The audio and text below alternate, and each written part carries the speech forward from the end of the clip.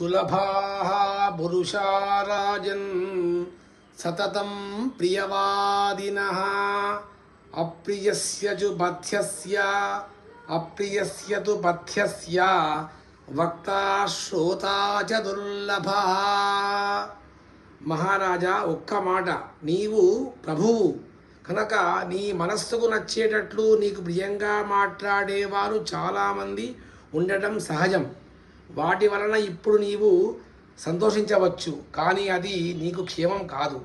నా వలె క్షేమాన్ని కోరి నీ మనస్సును నొప్పించే హితకర వాక్యాలను పలికేవారు మాత్రం దుర్లభం. ఒకవేళ నా వంటి వాడొకడు ఉండినా అవి వినడానికి బాగుండవు కనుక వాడిని వినేవారు అసలే ఉండరు. అందుకే నేను నీకు హితం చెప్పినా నీకు నచ్చలేదు, పైగా కోపించుకున్నావు. కాలం ముడిన వారే ఇతుల మాటలను పెడచెవిని పెడతారు కదా అని పలికి విభీషణుడు లంకా నగరాన్ని వదిలి రాముణ్ణి చేరాడు.